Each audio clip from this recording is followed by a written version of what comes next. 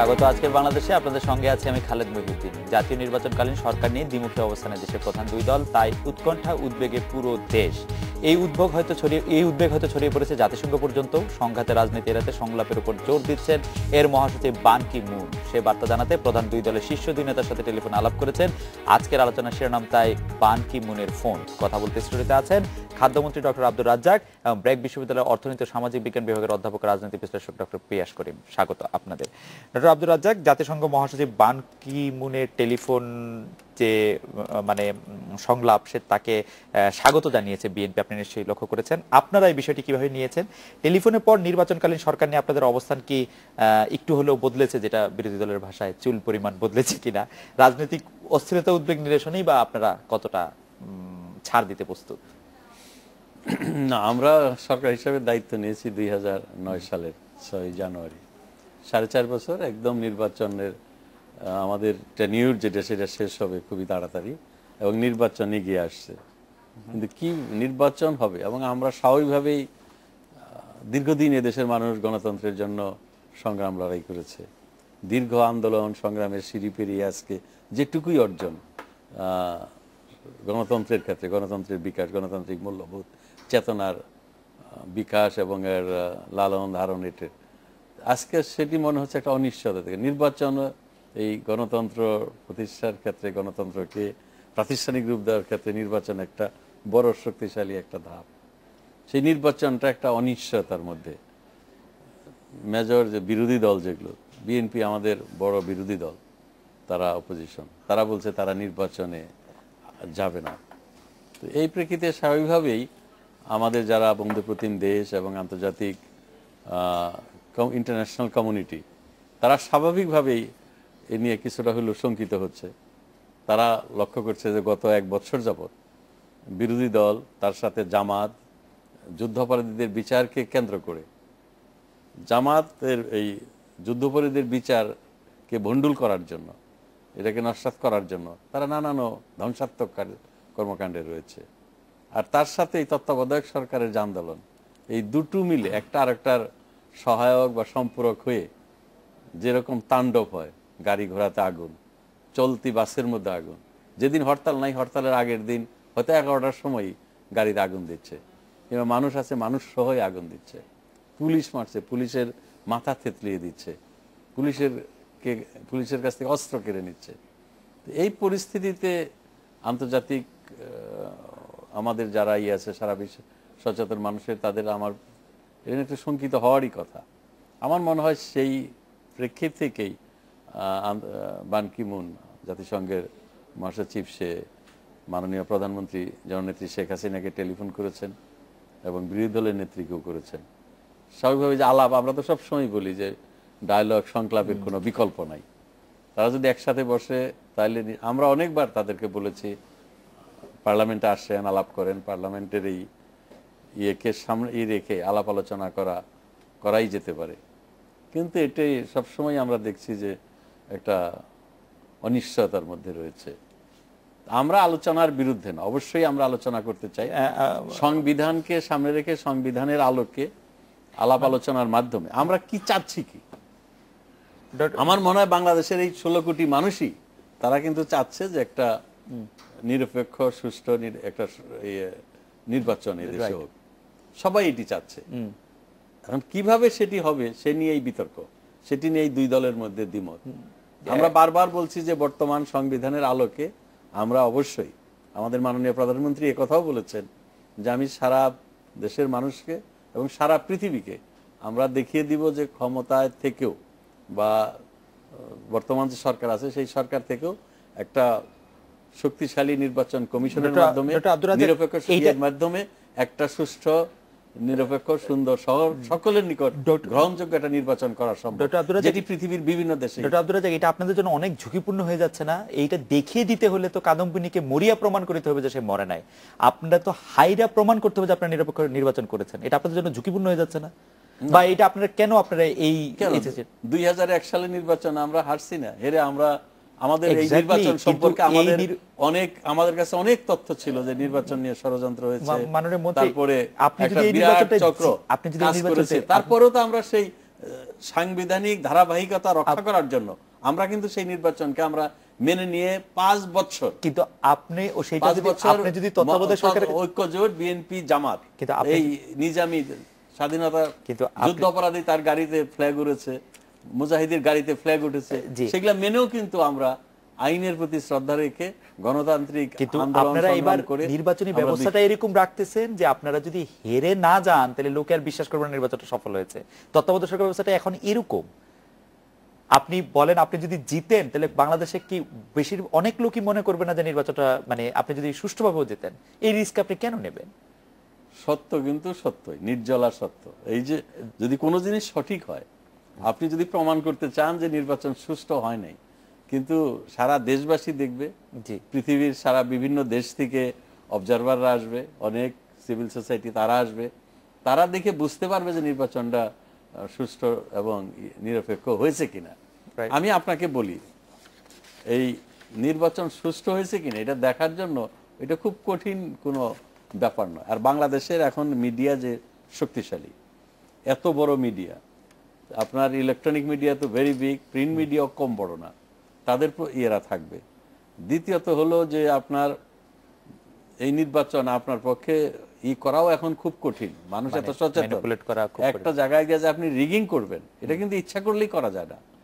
আপনার যে সেন্টারটাতে আপনার 70-80% সমর্থন আছে সেখানে আপনি 10 ভাগ ভোট হয়তো রিগিং করে নিতে পারবেন। আর যেখানে আপনার দুই দলের মধ্যে আছে প্রায় সমান সমান বা 40% সমর্থন থাকলেও আপনি সেখানে রিগিং করতে পারবেন না। একটা দুইটা করলেই মানুষ ঝাঁপায়ে পড়ে, এটা কোনোদিনই করতে পারবে না। আমি একটু ডক্টর পিয়াস করিমের কাছে আসি যে এই প্রশ্নটার ধারাবাহিকতা আমি একটু জানতে চাইছি যে আমরা যে প্রধান বিরোধী দলকে দেখছি সেই প্রধান বিরোধী দল নির্বাচনকালীন সরকার বা নির্বাচন ব্যবস্থা কিরকম হবে এটা নিয়ে যত সিরিয়াস, জনগণের সাথে সম্পৃক্ত ইস্যুগুলি নিয়ে তত সিরিয়াস কখনোই থাকে না। এই ব্যাপারটা আপনি কিভাবে বিশ্লেষণ করেন? না, ওই জবটা বিএনপি কে দিতে হবে আর কি। হ্যাঁ, অনেকগুলো ইস্যু আপনি যদি একটু বিশ্লেষণ করতেন। হয় কি, বাংলাদেশের প্রধান দুটো রাজনৈতিক দলই কিন্তু নির্বাচনমুখী। যখন সরকারে থাকে তাদেরকে তো অনেকগুলো ব্যাপার দায়িত্ব নিতে হয়, রাজা আপাকে খাদ্য মন্ত্রণালয়ের দায়িত্ব নিতে হয়, মতি আপাকে কৃষি মন্ত্রণালয়ের দায়িত্ব নিতে দিতে। কিন্তু তার আগে আমাদের এই উদারনৈতিক গণতন্ত্রের নিরীক্ষাটা যেভাবে হচ্ছে, প্রধান রাজনৈতিক দলগুলোকে নির্বাচনমুখী হতে হয়। এর বাইরে এরা আদর্শগত সংগঠন না ওই অর্থে আর কি। মানে রাজ্জাক ভাইয়ের মতো লোকরা সাথে বলে আমি বিশ্বাস করি। আমি অনুষ্ঠান শুরু হওয়ার আগে বলছিলাম যে বাংলাদেশের মূলধারা রাজনীতিতে সবচেয়ে ভদ্র মানুষদের মধ্যে একজন রাজ্জাক ভাই। কিন্তু ব্যক্তিগত আদর্শবোধের বাইরে দলগুলো ঠিক ওভাবে মতাদর্শগত ভিত্তির উপর দাঁড়ায়নি বলে না। ইউ আর অ্যাবসলিউটলি রাইট যে বিএনপি তেল গ্যাস ইস্যু নিয়ে, বিএনপি আরো 10টা ইস্যু নিয়ে কথা বলতে পারতো, ওভাবে বলেনি। এবং এটা শুধু আওয়ামী লীগ বিরোধী দল থেকে আওয়ামী লীগ একই কাজ করবে, এটা প্রধান রাজনৈতিক দুটো দলের চরিত্রের মধ্যে ব্যাপারটা, মানে এটা প্রধান রাজনৈতিক দলের চরিত্র। তাহলে আমি একটু ডক্টর আব্দুর রাজ্জাকের প্রসঙ্গে আসি যে তিনি বলছিলেন যে মিডিয়া এত শক্তিশালী হওয়ার কারণে নির্বাচনকালীন সরকার বা যিনি ক্ষমতা থাকছেন সেটি আর তত গুরুত্বপূর্ণ এখন না, যদি আওয়ামী লীগের আমলেও সুষ্ঠু নির্বাচন হওয়ার সবগুলি কম্পোনেন্ট বজায় আছে। না, যেটা হচ্ছে কি যে ওই যে সিটি কর্পোরেশনগুলো আওয়ামী লীগ নেতৃত্ব প্রায় বলে থাকেন যে 5টা সিটি কর্পোরেশন তো ঠিক মতো নির্বাচন হলো। 5টা সিটি কর্পোরেশন নির্বাচন আর জাতীয় নির্বাচন এক ব্যাপার নয়। জাতীয় নির্বাচনের প্রেক্ষিতটা আলাদা, স্টেকটা অনেক হাই, এখানে রাষ্ট্র ক্ষমতা হস্তান্তরের প্রশ্ন জড়িত।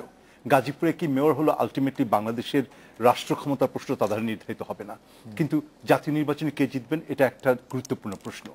এবং কারচুপি যে করা যায় না তা কিন্তু না। মানে মিডিয়ার কথা যদি বলি, মিডিয়া 5টা সিটি কর্পোরেশন যেভাবে ফোকাস করতে পারবে 300টা নির্বাচনী এলাকায় একইভাবে ফোকাস করতে পারবে না, অবজারভার গ্রুপগুলো একইভাবে ফোকাস করতে পারবে না। আজকের মাননীয় প্রধানমন্ত্রী যখন বিরোধী দল ছিলেন উনি সূক্ষ্ম কারচুপি ফ্রেজটা ব্যবহার করেছিলেন। সূক্ষ্ম কারচুপির হয়তো অনেক রকম পথ আছে। এবং আপনি যখন 2001 নির্বাচনের কথা বললেন, এই 5টা সিটি কর্পোরেশনেও অনেক রকমের ম্যানিপুলেট করার চেষ্টা করা হয়েছে বলে বিরোধী দলের অভিযোগ। এই অভিযোগগুলোর মাঝখানে দায় দায়িত্বের উপর নিতে যাবেন কেন? ওই যে খালেদ যেটা বলছিলেন যে ওই কাদম্বিনী মরিয়া প্রমাণ করার দায়টা আপনি নিচ্ছেন কেন? পাশ্চাত্যে উইচক্রাফটে যখন উইচ হান্টিং হতো তখন বলা হতো উইচদেরকে, যাদেরকে উইচ বলে সন্দেহ করা হতো তাদেরকে নদীর পানিতে ছেড়ে দেওয়া হতো। ওরা যদি ডুবে পড়ে তাহলে ওরা উইচ না, কিন্তু মরে গেল। যদি বেঁচে থাকে না ডুবে তাহলে ওরা উইচদেরকে মেরে ফেলতে হবে। মানে ইদার কেস এদের বেঁচে থাকার উপায় নেই। আসলে আপনারা ওই ঝুঁকিটার মধ্যে যাচ্ছেন। আমি জানি না আওয়ামী লীগের কি রাজনৈতিক চিন্তা কাজ করছে, আমি জানি না আওয়ামী লীগের গেম প্ল্যানটা কি, কিন্তু আওয়ামী লীগ একটা লুজ সিচুয়েশনে আছে। এই ডিলেমা থেকে ডক্টর পেশ করে আমি যদি বিষয়টি একটু ঘুরিয়ে দেই যে আজকে যদি আওয়ামী লীগ বলে যে ঠিক আছে মানে আমি ত্রয়োদশ সংশোধনীতে ফিরে যাব, পঞ্চদশ সংশোধনী বাতিল হয়ে যাবে, তাইলে কি বিএনপির পক্ষে ত্রয়োদশ সংশোধনী মেনে বিচারপতি এবিএম খায়রুল হককে প্রধান উপদেষ্টা মেনে নির্বাচন করা সম্ভব? আমি জানি না বিএনপি করবেন কিনা, আমি আবার বলছি এটা জি। বিএনপি প্রশ্ন করতে হবে, কিন্তু আমার কথা হচ্ছে যে এটা একটা আলোচনা হতে হবে। কিন্তু এটা একটা বিএনপিরও কি কোনো গেম প্ল্যান স্পষ্ট, যে গেম প্ল্যানটার কথা না, আপনি বিএনপি বলছেন? তার গেম প্ল্যানটা স্পষ্ট করতে পারেনি। এটা একেবারে এটা কি সত্যি কথা। টেকনিক্যাল ওয়েতেই করছে না, নাকি কোনো অন্য কোনো কারণ আছে যে কেন করছে না? আপনি যদি মানে একটু সবচেয়ে বিশ্লেষণ সৎ করেন। উত্তর হবে আমি জানি না। জি। সবচেয়ে আমার মাথায় একটা ধারণা প্রায় আপনার প্রশ্নের অ্যাসাম্পশনের সঙ্গে আমি একমত, যে বোধহয় একটা ট্যাকটিক্যাল অ্যাসপেক্ট আছে, কিন্তু আমি আসলেই জানি না। কিন্তু ব্যাপারটা নিয়ে আলোচনা হতে হবে, এবং আলোচনা করার মূল দায়িত্বটা সরকারি দলের, কারণ সরকারি দলই এই সংশোধনটা করেছে। এবং প্রথম আলোর জরিপের কথা বাদ দিলাম, আপনার অনুষ্ঠানে এসেছিলাম প্রথম আলোর জরিপ নিয়ে কথা বলার জন্য, জরিপ বাদ দিলাম। আমরা যে সমাজবিজ্ঞানী প্রতিদিন মানুষের সঙ্গে কথা বলে খাই, বাংলাদেশের বেশিরভাগ মানুষ চায় একটা নির্দলীয় নিরপেক্ষ সরকার নির্বাচন হোক। আমাদের এখানে যারা এসএমএস পাঠাচ্ছেন তাদের মধ্যে অনেকে বলছেন যে এটা তারা নির্দলীয় নিরপেক্ষ তত্ত্বাবধায়ক সরকার নির্বাচন চান, তারা তত্ত্বাবধায়ক সরকারটাকে বিশ্বাসযোগ্য মনে করেন। এই মুহূর্তে বা আমি যতবারই কথা বলি, আমি সরকারি দেখি দলকে মূল দায়িত্ব নিতে হবে। এখন সরকারি দল প্রতিটা ক্ষুদ্রাতি ক্ষুদ্র অজুহাত তুলছে। 21 আগস্টে বলা হলো যারা 21 আগস্টে হত্যা করেছে তাদের সঙ্গে আলোচনা হতে পারে না, কেক কাটা লোক যারা কেক কাটে তাদের সঙ্গে আলোচনা হতে পারে না, দলের সাধারণ সম্পাদক বললেন। অজুহাত খুঁজলে তো হাজারটা অজুহাত খুঁজে বের করা যাবে, কিন্তু কথা হচ্ছে আলোচনাটা হতে হবে। তো কিন্তু কেক কাটাটা একটু বিসদৃশ্য হয়েছে বলে মনে হয় আর কি, মানে হয়েছে, মানে হয়েছে। যে এই আলোচনার একটা হয়েছে। আবহাওয়া সৃষ্টির মধ্যে একটু হয়েছে। মানে এটা উনি প্রথমবার বলেছিলেন যে এটা করবেন না। আমার যদি বিএনপি নীতি নির্ধারকের প্রতি অ্যাক্সেস থাকতো, আমার যদি বিএনপি নেতার প্রতি অ্যাক্সেস থাকতো, আমি বলতাম যে এটা করেন না, এটা নৈতিক দিক থেকেও ঠিক না এবং দলের ভাবমূর্তির জন্য ঠিক না। ডক্টর পেশ করে আপনি আমি আপনার প্রসঙ্গে একটু ডক্টর রাজ্জাক আপনার কাছে জানতে চাইবো যে অতিরিক্ত ভাবে মানে সূক্ষ্মাতি সূক্ষ্ম ছুতো খোঁজা হচ্ছে আসলে যে আলোচনা না করার জন্য, এবং আলোচনা করার যে উদ্যোগটা সরকারের নিতে হবে, ডক্টর পেশ করে বলছেন সেটা সরকার আসলে সেভাবে নিচ্ছে না। এটা জানি কেমন না, আমাদের এটা দর্শকদের কিন্তু- এটা কিন্তু ঠিক না। আমরা বহুবার বলেছি যে আপনারা সংসদে আসেন, আলোচনা করি। সংসদের অর্থই না হাউস অফ দ্য নেশন, পার্লামেন্টের ভিতরেই আলোচনা। ওনারা যদি আলোচনা করতে চায় আওয়ামী লীগ, এটা ঠিক না। কিন্তু এমন কতগুলো মুহূর্ত আসে যখন আওয়ামী লীগ আলোচনার জন্য, সংলাপের জন্য এগিয়ে গেছে, তখন কিন্তু আমরা বলছি আর কোনো নেই, আপনারা ঘোষণা করে আসেন যে তত্ত্বাবধায়ক সরকার দিবেন কিনা। সেটা বলার পরে কি ধরনের তত্ত্বাবধায়ক সরকার হবে সেই নিয়ে আলোচনা হবে। এটা কি সংলাপের ইয়ে? আমরা তো বারবার বলছি যে সংবিধানের আলোকেই আলোচনা হতে হবে, সেই বিধান অনুযায়ী যদি আলোচনা করতে হয়। এই কথা বলছে না জি। বিরোধী দলের নেতৃত্ব বলছে যে আসেন ইয়ের উপর আলোচনা হবে, এক কাপ জি চা খেয়ে- চায়ের উপর আমার বাসায় চা খেয়ে যান, হ্যাঁ, আলোচনা আমার করেন। বাসায় এক কাপ। বিষয়টি কিরকম মেনে এগুলো? আমি তো বলবো যে এই ধরনের কথা শিষ্টাচার বহির্ভূত, যে আমার বাসায় এসে মাননীয় প্রধানমন্ত্রী যাবে ওনার বাসায়। বিএনপিকে ডিফেন্ড করছি না, আমি এই- বিএনপিকে আপনাকে defend আমি করছি না, সেটা কিন্তু- বলছি না, না, কিন্তু আমি যেটা- এটা শেষ করে আপনার আমি বলবো। ব্যক্তিগত ব্যাপার। আমার বাসায় এসে এক কাপ চা খেয়ে যাবে, এই যে প্রধানমন্ত্রী তার বাসায় চা খেতে যাবে সিদ্ধান্ত দিয়ে, মানে তা ইয়ের জন্য, তাও তো মানুষ বলে যে হ্যাঁ আমি একটা স্বীকার করলাম, আমার কাজ হয়ে গেল, আমি মিষ্টি নিয়ে তার বাড়িতে যাই। যে আপনি এই সিদ্ধান্ত দিলে আমি আপনার বাসায় মিষ্টি নিয়ে যাবো। আমাদের না, না, লোকাচারের আপনি মধ্যে আমার বাড়িতে বাসায় তো এসে আমন্ত্রণ এক করা কাপ- আছে। হ্যাঁ। আমাদের লোকাচারের মধ্যে লোককে বাড়িতে চা খেতে আমন্ত্রণ যাওয়ার হ্যাঁ, ব্যাপারটা চা আছে। খাওয়ার আমন্ত্রণ ওইটার দেওয়া মধ্যে আছে, উদ্ধত্ত কিন্তু আমি না, দেখছি সেটা আমি না। বলছি না, না, অবশ্যই না উদ্যোগ। না সেটার মধ্যে ডক্টর রাজ্জাক যেটা বলছেন যে বেগম জিয়া যে আহ্বানটি জানিয়েছিলেন সেই আহ্বানটি অনেকটা এরকম যে আপনি আমার প্রস্তাবটি মেনে তারপর আমার বাসায় চা খেতে আসেন। চা খেতে আসেন, আমি সেইটা সেইটা- আমি সেটার বিরোধী। তবে আচ্ছা, ডক্টর না, রাজ্জাক আমি আরেকটা বলি, জি যে কথাগুলো বলছে সেগুলো হলো রাজনৈতিক ইয়ে, যে এই যে 15ই অগাস্টে জন্মদিন করা, একেবারে বিরাট কেক কেটে, যে জন্মদিনটি নিয়ে অনেক বিতর্ক রয়েছে। অ্যাকচুয়ালি তার কোন দিন জন্মদিন বিভিন্ন ডকুমেন্টে বিভিন্ন রকম, সার্টিফিকেটে একরকম, এসএসসি সার্টিফিকেটে যে আমরা একরকম, এই প্রসঙ্গটি আসলে তারপরে আর তার আলোচনা নির্বাচনে করতে- নিজে যে ডেট লিখে দিয়েছে সেই তার বিভিন্ন ইয়েতে বায়োডাটাতে, সেগুলোতে 5 রকম ই রয়েছে। না, আমি- যাই হোক, সেটা বড় কথা না। এই পার্টিকুলার 15ই অগাস্টে এই জন্মদিবন, তো আমরাও আমাদের ছেলে মেয়েদের অনেক সময় বৃহস্পতিবারে যদি জন্মদিন হয়, আমরা বন্ধের দিন, ছুটির দিন, না, শুক্রবার এটা করি। এটা ওয়ার্ল্ড ওয়াইড প্র্যাকটিস আছে। সারা পৃথিবীতে কিন্তু আছে। ডক্টর রাজ্জাক আমি যে প্রশ্নটি করতে না, চাইছিলাম, সেটা আমি ধরি না, এই জন্মদিন করলো না করলো, সেটি আমরা বলেছি যে তাদের যে এই সেটা আপনি বলছেন, আপনার সাধারণ সম্পাদক কিন্তু না না সেটা বলেনি। সম্পাদক 15ই অগাস্টে এই সেটি আমরা বলেছি যে তাদের যে এই সেটা আপনি বলছেন, আপনার সাধারণ সম্পাদক কিন্তু না না সেটা বলেনি। সম্পাদক 15ই অগাস্টে এই করার, সেটার বিরুদ্ধে আমরা এই কথাটা বলেছি সংলাপের সাথে, সেটা হয়েছে। অভিমান করে বলেছেন যে ঠিক আছে কেক কাটলে আলোচনা হবে না, এটা কি অভিমান ছিল? না, অভিমান না, অভিমানের ব্যাপার নয়। আমরা ওই জিনিসটাকে প্রতিবাদ করার জন্য কিন্তু আমাদের একটা বিরতি নিতে হচ্ছে। বিরতির পর ফিরে এসে আপনার কাছে যে বিষয়ে জানতে চাইবো, এটি ডক্টর পিয়াস করিম নিশ্চয়ই বলবেন যে উনি কোন বিষয়ে জানেন। আমি যে বিষয়ে জানতে চাইবো যে আমরা মাননীয় প্রধানমন্ত্রীর কথা এবং আপনাদের আওয়ামী লীগের সাধারণ সম্পাদকের কথা এটা বুঝতে পারছি যে সংবিধানের বাইরে যাওয়া হবে না অসাংবিধানিক শক্তিকে ঠেকানোর জন্য আসলে মূলত। কিন্তু সংবিধান দিয়ে অসাংবিধানিক শক্তি কখনো ঠেকানো যায় কিনা, অসাংবিধানিক শক্তি সংবিধান মেনে আসে কিনা, এই প্রসঙ্গে যদি একটু আলোচনা করেন। আমরা একটা বিরতি নিচ্ছি।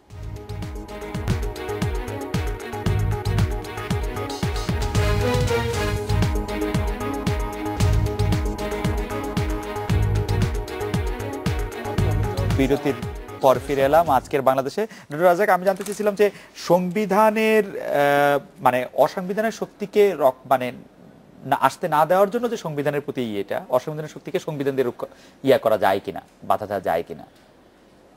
না, সেটা আমি আপনার সাথে অস্বীকার করব না যে সাংবিধানিক শক্তি যদি আসে, এটা তো তারা শক্তি প্রয়োগ করে আসে, তাদের যেমন সামরিক বাহিনী যদি আসে, সংবিধানে কি লেখা আছে সেটা তাদের দেখার ব্যাপার নয়।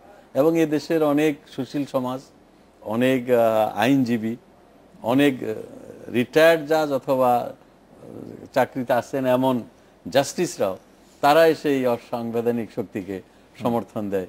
কি বলে, necessity of doctrine of necessity, এই যে এই বলে তারা এই অসাংবিধানিক শক্তিকে সমর্থন করে। কিন্তু আমাদের যারা জাতীয় নেতা, যারা দেশকে জাতিকে নেতৃত্ব দিচ্ছে, যারা পরীক্ষিত নেতা, তাদের তো একটা দায়িত্ব আছে যে এই শক্তিটাকে একটা ইয়ের মধ্যে রাখা। যেমন জাতির জনক বঙ্গবন্ধুকে যারা হত্যা করেছিল, তাদেরকে এই দেশেরই একটি শক্তি, স্বাধীনতা বিরোধী শক্তি বলি বা অসাংবিধানিক শক্তি, তারা কিন্তু তাদেরকে প্রটেক্ট করেছে, তাদেরকে নানানভাবে সহযোগিতা করেছে, তাদের সহায়তা এবং তাদেরকে ব্যবহার করেছে ক্ষমতাকে দীর্ঘস্থায়ী করার জন্য, ক্ষমতায় টিকে থাকার জন্য। এটার যদি বিচার না হতো তাহলে অনেককেই কিন্তু আবার এরকম ভিকটিম হতে হতো। কাজে কেউ যদি অন্যায় করে তার বিচার হতে হবে ভবিষ্যতে, যাতে কেউ এটা না করে। কাজেই যেমন পাকিস্তানে দেখেন পারভেজ মোশাররফ, তাকে কিন্তু কাঠগড়ায় দাঁড়াতে হচ্ছে। এটা সকলের জন্য, সারা পৃথিবীর এই অশুভ শক্তির জন্য, অগণতান্ত্রিক শক্তির জন্য, অসাংবিধানিক শক্তির জন্য একটা ভালো মেসেজ যে আমি যদি এটা ব্রেক করি তাহলে আমাকে কোথায় না কোথায় গিয়ে দাঁড়াতে হবে, অ্যাকাউন্টেবল হতে হবে। কাজে আজকে আমরা যে সংবিধানে কতগুলো করেছি যে এরা যদি ক্ষমতায় আসে কি হবে, তাদের বিচার হবে, এই জিনিসগুলো কিন্তু একটা ভালো ইয়ে। কাজেই আমরা এটাই বলছি যে অসাংবিধানিক শক্তি আসতে পারে, এরকম যুগে যুগেই আসছে। ব্যক্তির একটা ব্যাপার, কোন ব্যক্তি এরকম হয় তার কিছু লোককে হিটলার যেরকম তত্ত্বাবধায়ক সরকার ব্যবস্থা সংবিধান থেকে বাদ দেওয়ার পেছনে একটা বড় কারণ ছিল এই আদালতের অর্ডার তো আছেই, কিন্তু আদালত তো বলেছিল যে এটা সংসদের দায়িত্ব। তখন বলা হয়েছিল যে একদিনের জন্য বা 1 মিনিটের জন্য অগণতান্ত্রিক কোনো সরকারকে, অনির্বাচিত কোনো সরকারকে দিলে সংবিধানে। আচ্ছা, আমি আপনাকে প্রশ্ন করি, আমরা কি এই সারা জীবন দীর্ঘদিন অনির্দিষ্টকালের জন্য এই তত্ত্বাবধায়ক সরকার, এটা আপনি সমর্থন করেন না? এটার সারা পৃথিবীতে যেরকম একটা নির্বাচন কমিশনকে একটা ইনস্টিটিউশন করে শক্তিশালী, তারাই নির্বাচনকে সুষ্ঠু সুন্দর করার ডক্টর রাজাক, আপনি যদি সত্যি আমাকে প্রশ্ন করেন তাহলে আমি বলতে চাই যে সারা দেশ, পৃথিবীর গণতন্ত্রের চেয়ে বাংলাদেশের গণতন্ত্র অবশ্যই আলাদা। সারা পৃথিবীর কোন গণতন্ত্রের মধ্যে আপনি একটি গণতন্ত্রের কোন উদাহরণ দিতে পারেন, ডক্টর পিয়াস করিম আমাকে সাহায্য করতে পারেন, যে কোন সরকার প্রধান, কোন রাষ্ট্রপ্রধান, কোন বিরোধী দলীয় নেত্রী এতটা ক্ষমতাবান কিনা সারা পৃথিবীতে কোন একটি জায়গায় এরকম যদি একটি উদাহরণ থাকে। কারণ সব জায়গায় ক্ষমতার একটি না, সব গণতান্ত্রিক বিশ্ব অন্য ব্যাপার। তো সেই ক্ষেত্রে এবং পুলিশ প্রশাসন বলেন সবগুলি ক্ষেত্রে নিয়ন্ত্রণের একটা ব্যাপার থাকে। আমি পেশায় একজন কৃষি বিজ্ঞানী বায়োলজিক্যাল সায়েন্টিস্ট। পেশ করিম উনি একজন সমাজ বিজ্ঞানী, এগুলো নিয়ে ব্যাখ্যা করেন। পৃথিবীর না, আপনি ভারতীয় সংবিধান যদি পড়েন, ভারতীয় রাষ্ট্রপতি প্রেসিডেন্টের ক্ষমতা খুবই সীমিত। আমি নিয়ে আসি নাই, যদি আপনি নিয়ে আসতাম আপনাকে দেখাতে পারতাম যে তার কোনো বাংলাদেশের প্রেসিডেন্টের যে ক্ষমতা আছে ঠিক সমপরিমাণ ক্ষমতাই আপনার এই ভারতের প্রেসিডেন্ট। না, আমি এটা বলি নাই, কিন্তু ভারতীয় প্রধানমন্ত্রীর ক্ষমতা কি বাংলাদেশের প্রধানমন্ত্রীর ক্ষমতার মতো? একই রকম। ভারতীয় প্রধানমন্ত্রীকে অনেক ধরনের চেক এন্ড ব্যালেন্সের মধ্যে ভারতীয় প্রধানমন্ত্রী শুনে নির্বাচন, আমাদের নির্বাচন ইয়েতে আমাদের সংবিধানে সুস্পষ্ট লেখা আছে নির্বাচনের সময় তাদের এক্সিকিউটিভ পাওয়ার এটা সর্বোচ্চ পাওয়ার তারা ব্যবহার করতে পারে। আমি- ভারতে আমি এক শেষ করে নিই, জি। আপনারা জানেন যে ভারতে নির্বাচন commission Indira Gandhi prime minister থেকে হেলিকপ্টার ব্যবহার করে তার নির্বাচনী এলাকায় গিয়েছিল বলে তার সেই সদস্যপদ বাতিল করা হয়েছিল। সেই ক্ষমতা বাংলাদেশের নির্বাচন কমিশনকেও দেওয়া হয়েছে। এখন আমাদের নির্বাচন কমিশন যদি সেই ক্ষমতা এক্সারসাইজ না করতে পারে, সেটা জাতি হিসাবে আমাদের ব্যর্থতা। নির্বাচন কমিশন যদি এক্সারসাইজ না করে তো সেটা ব্যর্থতা। আচ্ছা, আরেকটা হলো যেমন এই যে পার্লামেন্টের আমি বলছি না যে এই ক্যাবিনেট, পার্লামেন্টারি সিস্টেম অফ ডেমোক্রেসিতে it's a collective responsibility. Prime minister এককভাবে তার কোনো ক্ষমতা, আমরা সবাই মিলে সিদ্ধান্ত নেওয়ার কথা। প্রেসিডেন্সিয়াল ইয়েতে প্রেসিডেন্টের একক ক্ষমতা, প্রেসিডেন্ট যে কাউকে মিনিস্টার থেকে বাদ দিয়ে দিতে পারে, কিন্তু ক্যাবিনেট সিস্টেমে কালেকটিভ রেসপন্সিবিলিটির কথা বলা হয়। এখন আমরা মন্ত্রীরা সব যদি প্রধানমন্ত্রী কি বলে তার মুখের দিকে তাকিয়ে থাকি, কোনো ব্যাপারে যদি আমি কোনো দায়িত্ব না নেই, কোনো স্ট্যান্ড না নেই, সেখানে এই ব্যর্থতা কার? এই ব্যর্থতা আমার, এটা জাতির ব্যর্থতা। আমি এই প্রসঙ্গে বেগম খালেদা জিয়া যাই বল, আমি বলি এই যে বিরোধী দলের নেত্রী, আমরা শুনেছি এগুলো সঠিক কিনা জানি না, যে উনি যখন 2096 থেকে 96 পর্যন্ত ক্ষমতায় ছিল, যখন চলে গেল শত শত ফাইল নাকি এরকম পড়েছে উনি দেখেনি, নাই চাইনি, হয়নি, এরকম মানে অনেক এরকম শোনা যায়। আচ্ছা, আমরা একটু ডক্টর পেশ করি, আপনার মূল্যায়ন শুনবো এই প্রসঙ্গে। যে আচ্ছা, আমি একটু যদি আমাকে অনুমতি দেন আপনারা দুজনই, আমি একটু 15 আগস্টের ব্যাপারটা নিয়ে একটু কথা বলতে চাই। এটা খুব গুরুত্বপূর্ণ আমার কাছে বলা। আমি যেটা আগেই বলেছি যে আমার যদি বিএনপি নীতি নির্ধারকদের প্রতি অ্যাক্সেস থাকতো, আমি বলতাম এই কাজটা করেন না, এটা রুচিপূর্ণ না, এটা নৈতিক না, এটা দলের ভাবমূর্তির জন্য ভালো না। কিন্তু একটা বড় প্রেক্ষিত আছে। বঙ্গবন্ধু শেখ মুজিবুর রহমান অবশ্যই শ্রদ্ধার পাত্র, উনি বাংলাদেশের জাতীয় মুক্তি আন্দোলনের কেন্দ্রীয় চরিত্র। অপরদিকে বিএনপি নামে যে রাজনৈতিক দলটি আছে তার নেতাও কিন্তু বাংলাদেশের জনগোষ্ঠীর একটা বিরাট সংখ্যক মানুষের শ্রদ্ধা এবং সমর্থনের পাত্র। যেখানে আমরা আমাদের প্রধান নেতাদের সম্পর্কে কোনো কনসেন্সাসে পৌঁছতে পারিনি, যে প্রধান নেতাদেরকে অশ্রদ্ধা করে তাদের চরিত্র হরণ করে আমরা কথা বলবো না। আওয়ামী লীগ কারণে অকারণে সুযোগ পেলেই জিয়া রহমান পাকিস্তানের চর ছিলেন, জিয়া রহমান যুদ্ধ করেননি, জিয়া রহমান এটা করছে, জিয়া রহমান সেটা করেছেন। এই যখন হয় রাজনৈতিক সংস্কৃতির অবস্থা, এই যখন হয় ব্যক্তিগত আক্রমণের কথা অবস্থা, সেখানে কেক কাটা নিয়ে কথা বলার মতন মরাল অথরিটি, মরাল হায়ার গ্রাউন্ড আওয়ামী লীগের আছে কিনা সেটা একটা গুরুত্বপূর্ণ প্রশ্ন। আজকে যদি আওয়ামী লীগের বিএনপি একটা ঐক্যমতে পৌঁছতে পারতো যে আমরা বাংলাদেশের কেন্দ্রীয় নেতাদের কারোর সম্পর্কে ছলনা করবো না, কারোর সম্পর্কে অশ্রদ্ধামূলক কথা বলবো না, এটা আইনের ব্যাপার না, আইন করে শ্রদ্ধা অর্জন করা যায় না। শেখ হাসিনাকে ফেসবুকে লিখলে, তাকে আদালতে ডাকলে কিন্তু শেখ হাসিনার শ্রদ্ধা বাড়ে না। কিন্তু আমি যেখানে ন্যাশনাল কনসেনসাসে পৌঁছতে পারি যে বাংলাদেশের যারা মুখ্য নেতা তাদের ব্যাপারে আমরা কোনো অশ্রদ্ধাপূর্ণ কথা বলবো না, তিনি যেই দলের হন না কেন, তাহলে কিন্তু আমরা কেক কাটার ব্যাপারে আরো বেশি শক্ত পজিশন নিতে পারি। সেটা হচ্ছে আমার কথা। আসছিল কি নিয়ে, তারপর প্রশ্নটা কিছু। আমি ডক্টর রাজাকারিয়া জানতে চাইছিলাম যে এই সাংবিধানিক শক্তি, সংবিধানের মধ্যে কোনো কিছু থেকে অসাংবিধানিক, পৃথিবীতে কোনো অসাংবিধানিক শক্তি সংবিধান মেনে ক্ষমতায় আসেনি, তাহলে তো এটা অসাংবিধানিক শক্তি হতো না আর কি। ফলে সংবিধানের ধারা পরিবর্তন করে, ভাই আপনি তো মাননীয় মন্ত্রী, আপনাকে ইন্টারফেয়ার করছেন, আমি তাহলে আপনি উত্তরটা দিতে সুবিধা হবে। আমি এখানে যেহেতু আপনি ওনার কাছে আবার জানতে চেয়েছেন, এই জন্য আমি বলেছি যে আমরা সংবিধানে এমন কিছু ক্লজ বা কিছু ধারা রাখতে চাই যে যারা এটা ভাঙবে, এই অসাংবিধানিক অশুভ শক্তি আসবে, তাদেরকে যেন আমরা অ্যাকাউন্টেবল করতে পারি ভবিষ্যতে। যেমন আমরা আমরা 38 বছর পরে আমরা এই বঙ্গবন্ধু হত্যাকারীদের আমরা বিচার করেছি, কিন্তু সংবিধানের যাতে ভবিষ্যতে আপনাদের কাছে রাষ্ট্র ক্ষমতা এসছে বলে ব্যাপারটা হচ্ছে রাষ্ট্র ক্ষমতার ব্যাপার। আপনার সদিচ্ছার প্রতি শ্রদ্ধা করেই বলছি, আপনি সংবিধানের প্রথম পৃষ্ঠাতে শেষ পৃষ্ঠা যদি শাস্তি হোক বলে প্রতি পৃষ্ঠায় লেখেন, তারপরেও যারা ক্ষমতায় আসা অসংবিধানিকভাবে তার সংবিধান পড়ে ক্ষমতায় আসবে না। ফলে সংবিধানের দোহাই দিয়ে এই শক্তি ঠেকানো যাবে না। হয় কি রাজাক ভাই, মানে মাননীয় মন্ত্রী, আপনাকে শ্রদ্ধা রেখে বলছি, প্রত্যেকটা রাজনৈতিক ব্যবস্থা তার নিজের মতো করে দ্বন্দ্ব তৈরি করে। এই দ্বন্দ্বগুলো যদি রাজনৈতিক ব্যবস্থার কাঠামোর মধ্যে সমাধান করা না যায়, ব্যবস্থাটা ভেঙে পড়ে। বাংলাদেশে আজকের প্রধান দ্বন্দ্ব রাজনৈতিক ব্যবস্থা হচ্ছে ক্ষমতা হস্তান্তরের প্রক্রিয়া নিয়ে দ্বন্দ্ব। বাংলাদেশের প্রধান দুটো রাজনৈতিক পক্ষ যদি এতে একমত হতে না পারে, তাহলে 1991 সাল থেকে এখন পর্যন্ত উদারনৈতিক গণতন্ত্রের যে নিরীক্ষাটা হাঁটি হাঁটি পাপা করে চলছে, এটা ভেঙে পড়বে। আর প্রকৃতিতে শূন্যতা থাকে না। আজকে যদি প্রধান দুটো রাজনৈতিক পক্ষ একমত পৌঁছতে না পারে, তাহলে যে রাজনৈতিক শূন্যতা সৃষ্টি হবে, অন্য কোনো শক্তি সেই শূন্যতা পূরণ করবেই। এটা আমার আপনার ইচ্ছার ব্যাপার না, কিন্তু আমরা গলা ফাটিয়ে চিৎকার করলেও আমরা এটা ঠেকাতে পারবো না যদি আমরা বাংলাদেশের এই সংকটটি সমাধান করার জন্য কোনো প্রয়াস না পাই। আমাদের সবাইকে এক চুল না, আমাদের সবাইকে বহু বহু চুল নড়তে হবে। ডক্টর পিয়াস করিম, আপনি যে শূন্যতার কথা বলছিলেন সেই শূন্যতাটাকে একটু সংজ্ঞায়ন করবেন যে শূন্যতাটা কোথায় হচ্ছে? দুটি রাজনৈতিক দল অবস্থানে আছেন, মানে না, শূন্যতাটা একটা হচ্ছে নির্বাচন হওয়াটা। যদি বিএনপি বলে যে নির্বাচন হবে না, এখন মাননীয় মন্ত্রী আমার সামনে স্বীকার করুন আর নাই করুন, উনি তো ভদ্র মানুষ, যুক্তিসঙ্গত কথাবার্তা বলেন সবসময়। উনি মনে মনে জানেন যে বিএনপি আজকে নির্বাচনে না আসলে এটা একটা গ্রহণযোগ্য বিশ্বাসযোগ্য নির্বাচন হবে না। তখন ব্যাপারটা কি দাঁড়াবে? আওয়ামী লীগ একতরফা নির্বাচন করে এটা হজম করতে পারবে? পারবে না। তখন অবস্থা কি দাঁড়াবে? না আসলে এটা একটা গ্রহণযোগ্য বিশ্বাসযোগ্য নির্বাচন হবে না। তখন ব্যাপারটা কি দাঁড়াবে? আওয়ামী লীগ একতরফা নির্বাচন করে এটা হজম করতে পারবে? পারবে না। তখন অবস্থা কি দাঁড়াবে? এখানে তো কিছু না কিছু হতেই হবে। এখন কত মুশকিল হচ্ছে, মজার ব্যাপার, গত বছর আমাদের বন্ধু আসিফ নজরুলকে আদালতে যেতে হয়েছিল রাষ্ট্রদ্রোহিতার দায়ে। উনি বলেছিলেন যে এরকম একটা সম্ভাবনা আছে বলে। আমাদের প্রধানমন্ত্রী প্রায়শই আমাদেরকে মনে করিয়ে দিচ্ছেন যে 11 মতো শক্তি হতে পারে। বাংলাদেশে কোনো আদালতের ক্ষমতা নাই প্রধানমন্ত্রীকে রাষ্ট্রদ্রোহিতার দায়ে আদালতে ডাকার, এই ব্যাপারে আর কি।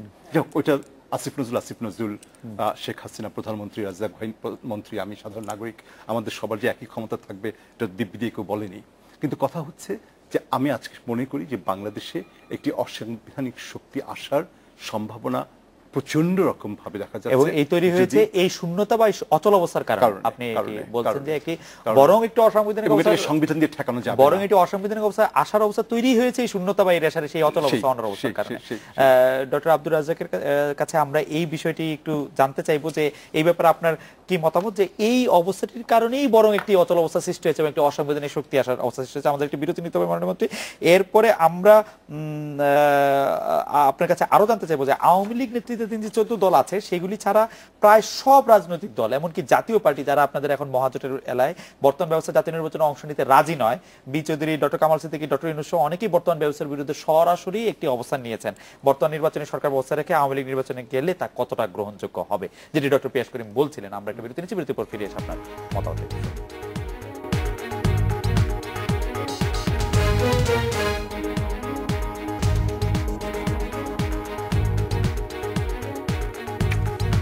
বিরতির পর ফিরে এলাম আজকের বাংলাদেশে। ডক্টর আব্দুর রাজ্জাক, আপনার কাছে জানতে চাইছিলাম যে 14 দল ছাড়া আর কোন রাজনৈতিক দলই আসলে নির্বাচনে অংশ নিতে রাজি নয় এই মুহূর্তে, এরকমই মনে হচ্ছে। একলা নির্বাচন কতটা ভালো হবে? না, একলা নির্বাচন তো হবে না, এটা আমরা সবসময় মনে করি এবং আমরা চাই, আন্তরিকভাবেই চাই যে নির্বাচন হবে সকল রাজনৈতিক দলের অংশগ্রহণের মাধ্যমে। এবং সকল রাজনৈতিক দল আমরা এমন পরিবেশ সৃষ্টি করব এবং এটা আলাপ আলোচনার মাধ্যমেই হবে। আমার বয়স অনেক হয়েছে, আমি মনে করি আমার ওয়ার্কিং লাইফের আমি প্রায় শেষ প্রান্তে, জীবনের শেষ প্রান্তে। আমার অভিজ্ঞতার আলোকে বলছি যে ইনশাল্লাহ সকল রাজনৈতিক দলের অংশগ্রহণের মাধ্যমেই নির্বাচন হবে এবং সেই পরিবেশ মাননীয় প্রধানমন্ত্রী জননেত্রী শেখ হাসিনা এবং আওয়ামী লীগ সেটা বাংলাদেশে করবে। এককভাবে নির্বাচন করা, আমি তো বারবার বলি যে আপনি দেখেন আওয়ামী লীগের 49 সালের 23শে জুন আওয়ামী লীগ প্রতিষ্ঠিত হয়েছে। 49 থেকে আজকে 64 বছর বাংলাদেশের আমরা দাবি করি এবং এটাও সঠিক যে বাংলাদেশের প্রাচীনতম রাজনৈতিক দল এবং বৃহত্তম রাজনৈতিক দল। এই প্রতিষ্ঠার পর থেকে আওয়ামী লীগ কোনোদিন কিন্তু চোরাগলি পথে পর্দার অন্তরাল দিয়ে কাশিমবাজার কুটিরে ষড়যন্ত্র করে কোনোদিন আওয়ামী লীগ ক্ষমতায় আসে নাই। আইয়ুব খানের সাথে কিংবা পরবর্তী যারা স্বৈরাচাররা আসছে কোনোদিন আওয়ামী লীগ দল হিসাবে কোনোদিন হাত মিলায় নাই। আপনি দেখেন যে আওয়ামী লীগের সাথে বিএনপির যদি আমি পার্থক্য দেখাই, সময় তো খুব কম, বিএনপির একটা বিরাট অংশ সংস্কারবাদী হিসাবে এই যে আপনার 2007-এর পরে 1/11-এর পরে যেভাবে গিয়ে হাত মিলিয়েছিল, মেজর হাফিজ, মান্নান ভূঁইয়া মারা গেছে, আল্লাহ তাকে বেহেশতে নসিব করুক, ইভেন সাইফুর রহমান অর্থমন্ত্রী, তিনি সহ তার স্থায়ী কমিটির একমাত্র ইঞ্জিনিয়ার আরেগনি ছাড়া এন্টায়ার স্থায়ী কমিটি খালেদা জিয়ার বিরুদ্ধে অবস্থান নিয়েছিল, নির্বাচন কমিশনের সাথে আতাত করে দল করেছিল। আপনাদের নিশ্চয়ই মনে আছে টেলিভিশনে এইরকম করে মিষ্টি খাওয়াচ্ছে একজন আরেকজনকে খুশিতে যে তারা খালেদা জিয়ার হাত থেকে বিএনপিকে বিচ্ছিন্ন করছে, নাজমুল হুদা এবং এরা সবাই মিলে। এই যে ইগুলো সেই বিএনপির সকল নেতারা কিন্তু যারা জেলে ছিল বাকিগুলো এখন কিন্তু সবাই বিএনপি করছে। তার মানে কি তারা স্বৈরাচারের সাথেও হাত মিলাতে পারে, আবার এই যে এই প্রক্রিয়া, ডক্টর গণতান্ত্রিক আব্দুর রাজ্জাক, প্রক্রিয়া। এই উদাহরণ দিলে কিন্তু আপনাদের দলেও অনেক উদাহরণ এরকম দেয়া যাবে। অনেক অনেক অনেক না না না, তোফায়েল সুরঞ্জিত, জি তো সুরঞ্জিত, তোফায়েল, আমি বলি তারা জি। যেভাবে করেছে আর জি। এটার মধ্যে অনেক পার্থক্য ছিল। যাই হোক, আরেকটা বিষয় আপনি এনেছেন, এটা আমার অবশ্যই উত্তর দিতে হবে, যে আমরা জিয়াউর রহমানের সমালোচনা করি। মৌলিক কতগুলো প্রশ্নে জিয়াউর রহমান এমন কতগুলো কাজ করেছে, আমরা যেটা বলি যে স্বাধীনতার মুক্তিযুদ্ধের চেতনাকে ধ্বংস করার জন্য, বাংলাদেশের রাজনীতিকে এটা পাকিস্তানি ধারায় নিয়ে যাওয়ার জন্য এমন কতগুলো পদক্ষেপ নিয়েছে, এবং যারা বঙ্গবন্ধুর খুনি তাদেরকে যেভাবে পুনর্বাসিত করেছে, এবং বেগম খালেদা জিয়া 96 পরে 2001 সালেও ক্ষমতায় এসে যে সমস্ত এদেরকে আমরা চাকরিচ্যুত করেছিলাম, যাদেরকে বিচারে আনার কথা, তাদেরকে চাকরিতে আবার পুনর্বহাল করে তাদেরকে প্রমোশন দিয়েছে।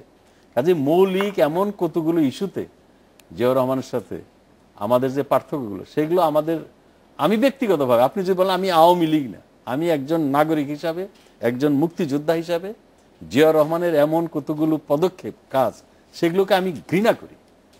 সেটা ঘৃণা করার অধিকার আমি ঘৃণা করি সেটা। জি, না, ঘৃণা করার আপনি এই পয়েন্ট পুরোপুরি ক্লিয়ার করেছেন। ডক্টর পিয়াস করিম, আপনার কাছে আসতে চাইবো যে বান কি মুনের সেই সংলাপের প্রসঙ্গ যেটা দিয়ে আমরা শুরু করেছিলাম, যে আমরা পত্রপত্রিকা পড়েছি যে বান কি মুনকে খালেদা জিয়া বলেছেন যে সংকট সমাধানের সংলাপ কিংবা আলোচনার বিকল্প নেই, বিএনপি যে কোনো ধরনের সংলাপ আলোচনার জন্য প্রস্তুত রয়েছে।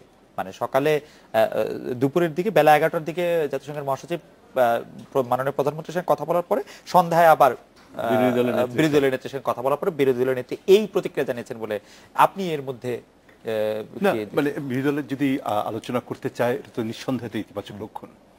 বিরোধী দল আলোচনা করবেনি কিনা সে কথা তো আমি দিতে পারবো না, কিন্তু যদি এই অভিমতটা ব্যক্ত করেন, এটাকে তো আমি একটা ইতিবাচক লক্ষণ হিসেবে ধরছি।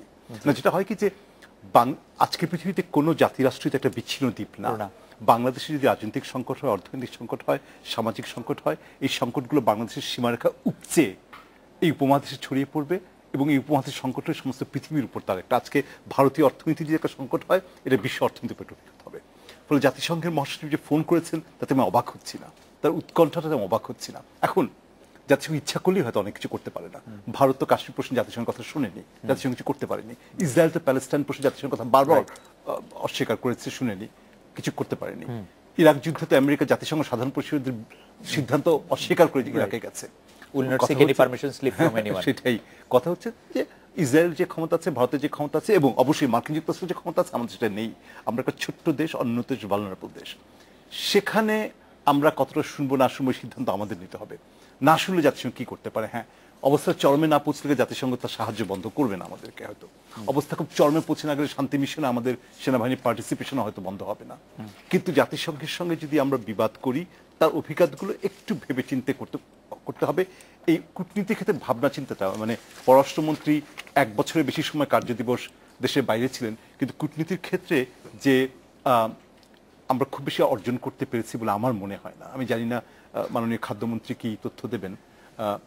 পদ্মা সেতু হচ্ছে আমাদের অর্থনৈতিক কূটনীতির ক্ষেত্রে সবচেয়ে, মানে যদি একটা টেক্সট বুকের চ্যাপ্টার লেখা হয় ইকোনমিক ডিপ্লোমেসির ক্ষেত্রে সবচেয়ে ব্যর্থ কেসগুলো কোনটা। পদ্মা সেতু আমরা সকালে একটা বলেছি, দুপুরে একটা বলেছি, বিকালে একটা বলেছি, এটা একটা লক্ষণ। ফলে আমার কথা হচ্ছে জাতিসংঘে আমরা কিভাবে হ্যান্ডেল করবো, এটা খুব গুরুত্বপূর্ণ প্রশ্ন।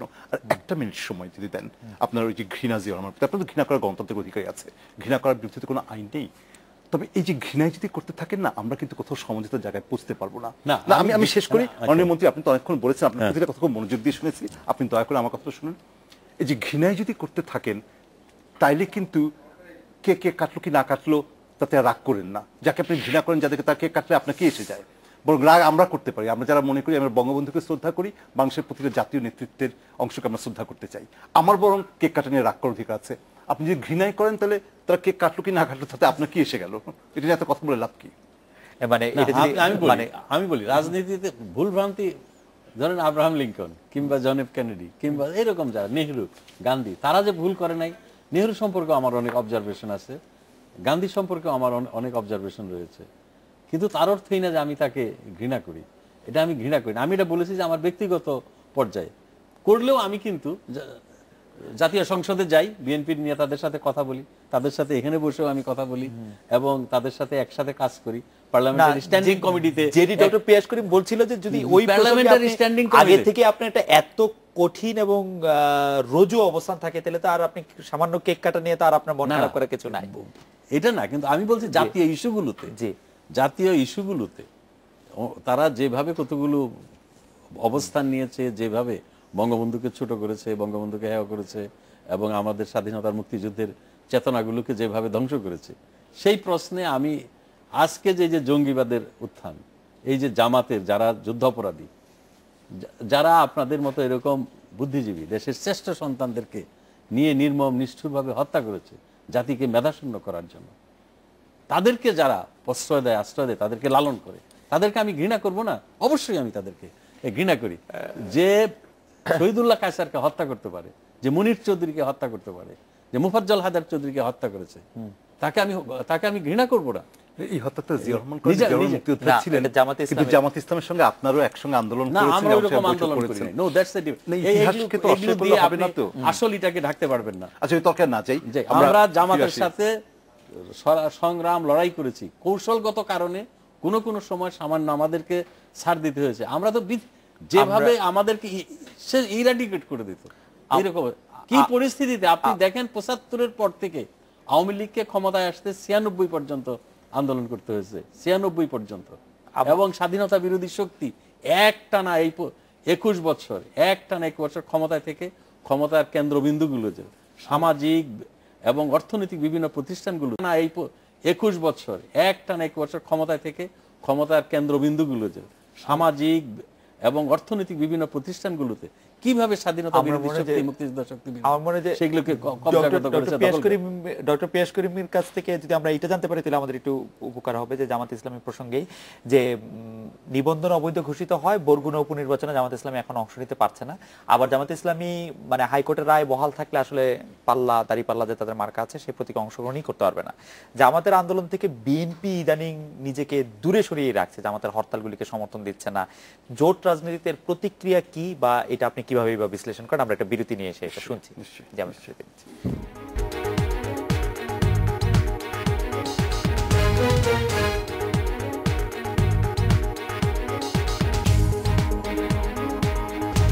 বিরতির পর ফিরে এলাম আজকের বাংলাদেশে। ডক্টর পিয়াস করিম, আমরা জানতে চাচ্ছিলাম জামাতের আন্দোলন থেকে বিএনপি ইদানিং নিজেকে বেশ দূরে সরিয়ে রাখছে, এটাকে আপনি কিভাবে বিশ্লেষণ করেন? না, বিএনপিকে একটা সোল সার্চিং যেতে হবে, নৈতিক জায়গা থেকেও আবার প্র্যাকটিক্যাল জায়গা থেকেও, যে জামাতের সঙ্গে জোট থাকে তার কতটা লাভ হচ্ছে, কতটা ক্ষতি হচ্ছে। এই সোল সার্চিংটা বিএনপির তো হচ্ছে কিনা আমি জানি না, কিন্তু যদি জামাতের নিবন্ধন বাতিলের কারণে জামাত নির্বাচনে অংশগ্রহণ করতে না পারে, এটা বিএনপির লাভ হবে, ক্ষতি হবে না। তা জামাতের ভোটগুলো বিএনপিতে আসবে, জামাত ক্যান্ডিডেট দাঁড় করতে হবে, নেগোশিয়েট করতে পারবে না বিএনপির সঙ্গে। ফলে বিএনপি কিন্তু উদ্বিগ্ন হওয়ার কোনো কারণ নেই, বরং জামাত যদি মিলিটেন্সি দিকে চলে যায় আওয়ামী লীগের কিছুটা ক্ষতি হলে হতে পারে, কিন্তু এখানে বিএনপি লুজ করার কিছু আছে বলে আমার মনে হয় না। আপনাকে এই প্রশ্নটা আমি আবার করতে চাই, জামাতের সঙ্গে থেকে বিএনপির লাভ হচ্ছে না ক্ষতি হচ্ছে, বিশ্লেষক ডক্টর পিয়াস করিমের কাছে এটা জানতে চাই। নৈতিকভাবে কাজটা ঠিক হচ্ছে না, এটা এটা এটা আমি স্পষ্ট করে দিই প্রথমে। হ্যাঁ, আমি যে পলিটিক্যাল প্র্যাগমেটিজমের কথা বলি, ভোট কমছে বাড়ছে কিনা একটা অ্যানালিসিস বাংলাদেশে হয় না ওরকম ভাবে, মুখের কথায় রেটরিক চলে, কিন্তু ওইভাবে কাজগুলো, ওই অ্যানালিসিস হয় না। ফলে আমি জানি না ভোট এই 4 to 7% ভোট আপনি কিভাবে দেখেন, কি হলে কি হবে।